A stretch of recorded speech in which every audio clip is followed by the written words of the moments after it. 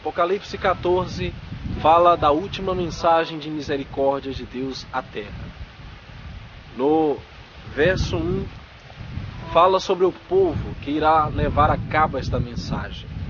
E olhei, e eis que estava o Cordeiro sobre o monte Sião, e com ele 144.000, que em sua testa tinha escrito o nome dele e o de seu pai. 144.000 é o grupo de vivos que estarão na terra quando o Filho de Deus voltar pela segunda vez. Eles têm escrito o nome do Pai em sua testa, nome representando o caráter, a fronte representando o trono das decisões de cada ser humano. E eles estavam com o Cordeiro, estavam assentados com ele no Monte Santo, representando o local de reunião, a cidade santa, no final do grande conflito. E ouvi uma voz do céu, como a voz de muitas águas, e como a voz de um grande trovão, e uma voz de arpistas que tocavam com sua harpa. E cantavam como cântico novo diante do trono e diante dos 4 animais dos anciãos. E ninguém podia aprender aquele cântico, senão os 144.000 que foram comprados da terra.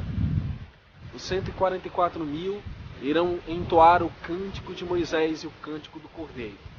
O cântico de Moisés em Êxodo 15 se refere àquele cântico de exultação quando o povo atravessou o Mar Vermelho, sendo livrado poderosamente pela mão do Senhor.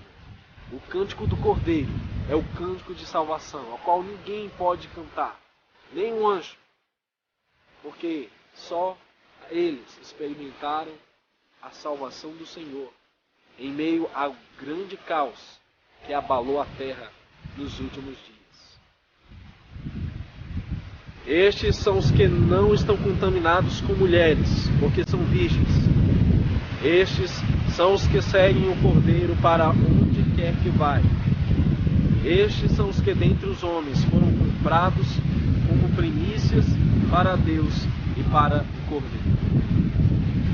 Os 144.000 são virgens, não se contaminam com mulheres. Estamos falando de símbolos espirituais, porque senão nenhum casado poderia fazer parte dos 144.000, ou quem já teve relacionamento com mulher. Mas mulher nós aprendemos que representa igrejas. Está lá em Efésios capítulo 5, verso 23 em diante. Em 2 Coríntios 11, 2, Paulo se refere à igreja como uma virgem pura. E estes não se contaminaram com outras igrejas, com outras doutrinas que desvirtuam da lei de Deus e das profecias bíblicas. E na sua boca não se achou engano, porque são irrepreensíveis diante do trono de Deus. Os 144.000 não mentem. Seu caráter é irrepreensível. Por isso este povo estará apto para estar de pé no último grande dia. E no verso 6 diz: E vi outro anjo voando pelo meio do céu, tendo um evangelho para pregar aos que se assentam sobre a terra, e a cada nação, e tribo, e língua, e povo. Anjo na profecia vem da palavra grega angelos, que é mensageiro. Esses mensageiros levarão a mensagem de Deus a todo o mundo, mundialmente. E a sua mensagem é: dizendo em grande voz, temei a Deus e dai-lhe glória, pois é chegada a hora do seu juízo, e adorai aquele que fez o céu, e a terra, e o mar, e as fontes das águas. Em Eclesiastes 12:13 diz que a suma de tudo que tem sido dito é: teme a Deus e guarda os seus mandamentos, pois este é o dever de todo homem. Temer a Deus é o convite do Criador para guardar os seus mandamentos, os 10 mandamentos. Dai-lhe glória. O apóstolo Paulo escreveu em 1 Coríntios 10:31: tudo que bebermos ou comermos, ou façamos qualquer outra coisa, seja tudo para a glória de Deus. Portanto, é um chamado para preservar o corpo da contaminação de alimentos imundos e contaminados nos últimos dias. O vegetarianismo realmente era o plano original do Criador no Éden, quando eles receberam frutas e verduras para comer cereais. e os que temem a Deus irão também glorificá-lo no seu corpo, no seu estilo de vida, no que vestem, em como se divertem ou em qualquer coisa que façam. Pois é chegada a hora do seu juízo. É anunciado o dia do juízo. Estamos vivendo em tempos solenes, onde João viu em Apocalipse 11:17 a arca da aliança no céu, e nela contém os mandamentos. Ela se situa no lugar santíssimo, onde ocorre o dia da expiação, onde cada pessoa estará sendo levada a juízo nos tribunais celestiais, onde cada vida, cada ação, cada pensamento e palavra se acha registrado nos livros do céu. E adorai aquele que fez o céu, a terra, o mar e as fontes das águas. O Evangelho eterno, a mensagem do primeiro anjo, é um chamado para adorar ao Criador, que fez o céu, a terra, o mar e as fontes das águas. E esse chamado para adorar o Criador implica em um dia especial. Em Gênesis 2, verso 2 e 3, quando o Criador terminou suas obras, ele descansou e abençoou e santificou o sétimo dia, como um dia reservado como memorial da sua criação, por todos os séculos, para todo sempre. Este seria o dia específico de homenagem, de adoração ao Criador. Em Êxodo capítulo 20, verso 10, determina especificamente que dia é o sétimo dia, para não restar dúvida.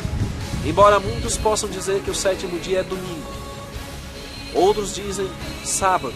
Vejamos o que as Escrituras nos ensinam. Em Êxodo 20 e no verso 10, lemos assim: Mas o sétimo dia é o sábado do Senhor teu Deus.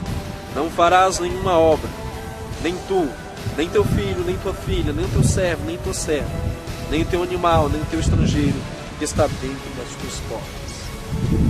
O sétimo dia é o sábado do Senhor teu Deus. A mensagem do primeiro anjo resgata os pilares da verdade, os mandamentos, a reforma de saúde, o sábado, o juízo investigativo, trazendo o homem para a verdadeira adoração, pois no grande conflito final, a adoração será o tema central do conflito entre o bem e o mal. Em Apocalipse 14:8 diz: Caiu Babilônia.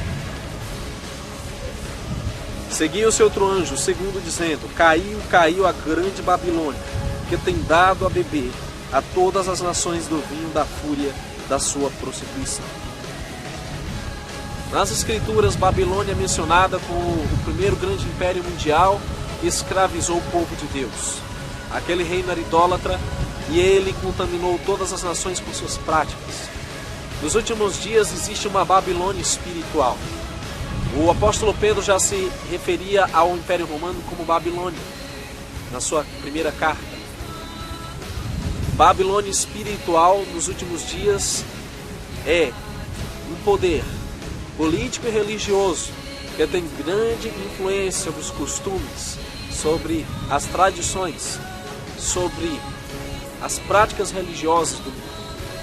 E como resultado desta tremenda mensagem do Criador, Babilônia cai. E seguiu-se a estes outro anjo, o terceiro, dizendo em grande voz: Se alguém adora a besta e a sua imagem, e recebe a sua marca na fronte ou sobre a mão, também esse beberá do vinho da cólera de Deus, preparado sem mistura, no cálice da sua ira, e será atormentado com fogo e enxofre, diante dos santos anjos e na presença do Cordeiro. A fumaça do seu tormento sobe pelos séculos dos séculos, e não tem descanso algum, nem de dia nem de noite, os adoradores da besta e da sua imagem, e quem quer que receba a marca do seu nome.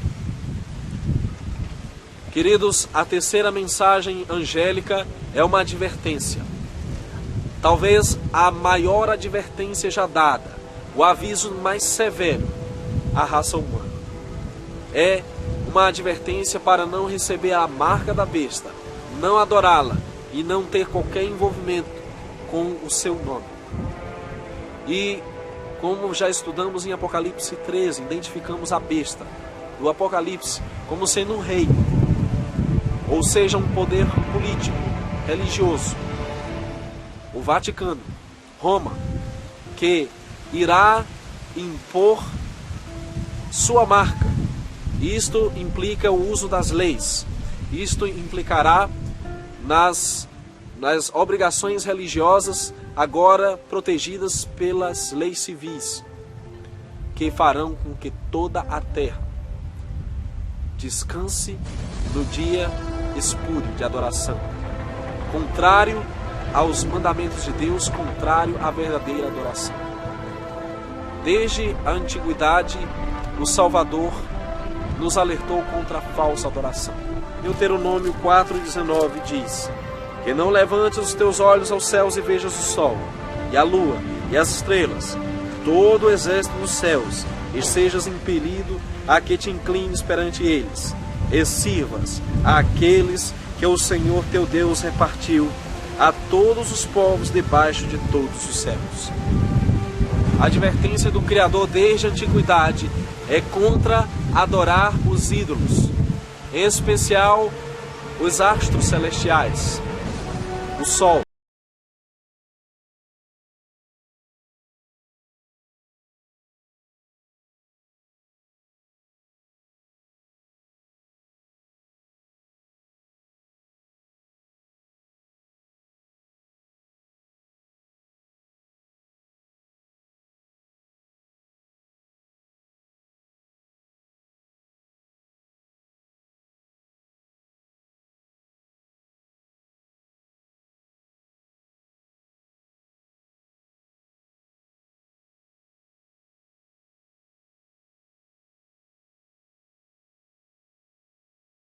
O Apocalipse fala contra essa falsa adoração. E chegamos a um momento da história em que todos teremos que tomar uma decisão entre o mandamento de Deus e o mandamento do anticristo, entre o sábado do quarto mandamento e as leis dominicais que estarão em favor de Roma e dos grandes sistemas evangélicos que detêm esse dia como o dia principal de louvor e adoração. Apocalipse 14:12 diz: aqui está a perseverança dos santos, os que guardam os mandamentos de Deus e a fé em Jesus. Querido, as Escrituras nos inspiram esperança, que apesar da grande maioria escolher a falsa adoração nos últimos dias, ainda assim, o Eterno terá um povo que o ama verdadeiramente e guarda os seus mandamentos e tem a fé em Jesus. Este povo honra o quarto mandamento, o sábado, e se atém às profecias bíblicas de Daniel e Apocalipse como sua marca de lealdade ao Criador. Então ouvi uma voz do céu dizendo: escreve, bem-aventurados os mortos que desde agora morrem no Senhor, sim, diz o Espírito, para que descansem das suas fadigas, pois as suas obras os acompanham. E olhei, eis uma nuvem branca, e sentado sobre a nuvem semelhante ao Filho do Homem, tendo na cabeça uma coroa de ouro, e na sua mão uma foice afiada. Outro anjo saiu do santuário, gritando em grande voz para aquele que se achava sentado sobre a nuvem: toma a tua foice, ceifa, pois chegou a hora de ceifar, visto que a seara da terra já amadureceu. E aquele que estava sentado sobre a nuvem passou a sua foice sobre a terra, e a terra foi ceifada. No Evangelho de Mateus diz que os anjos serão enviados para recolher os santos.